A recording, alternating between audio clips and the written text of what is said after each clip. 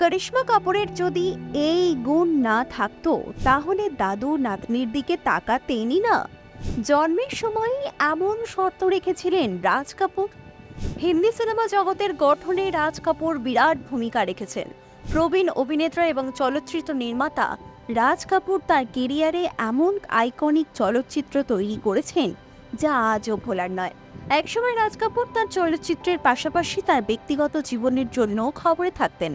কিন্তু জানেন কি, রাজ কাপুর যখন প্রথমবার দাদু হলেন, নাতনিকে দেখতে যাওয়ার আগে একটা অদ্ভুত শর্ত রেখেছিলেন। রণধীর কাপুর এবং ববিতার মেয়ে করিশ্মা কাপুরের জন্ম 1974 সালে।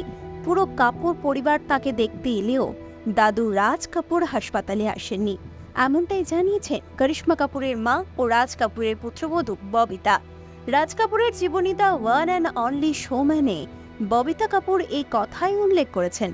ববিতা কাপুর বলেন, লোলো যেদিন জন্মগ্রহণ করেছিল তা আমার স্পষ্ট মনে রয়েছে। তখন পুরো পরিবার দক্ষিণ মুম্বাইয়ের ব্রিজ ক্যান্ডি হাসপাতালে একসাথে ছিল, কিন্তু আমার শ্বশুর ছিলেন না। সেখানে তিনি বলেছিলেন যে শিশুটির চোখ নীল হলে তবেই নাকি দেখা করবেন। আর ভাগ্যবশত লোলোর চোখ আমার শ্বশুরের মতোই ঘন নীল ছিল। করিশ্মা কাপুর বইটিতে তার দাদু অর্থাৎ রাজ কাপুরের সঙ্গে নিজের সুন্দর বন্ধনের কথাও বলেছিলেন। করিশ্মা বলেন, আমি সবসময় বলতাম যে আমি অভিনেত্রী হয়ে চলচ্চিত্রে কাজ করতে চাই। আমার মনে আছে তখন আমার দাদু আমায় বলতেন, একজন অভিনেতার জীবন সবসময় ফুলের মতো সুন্দর হয় না, এখানে কাঁটার উপর দিয়ে চলতে হয়, আমাদের ধীরে ধীরে এগিয়ে যেতে হবে। রাজ কাপুর যদিও সবসময় করিশ্মা কাপুরকে বলতেন, একদিন তুমি বড় অভিনেত্রী হবে। সত্যিই কিন্তু তাই হয়েছে।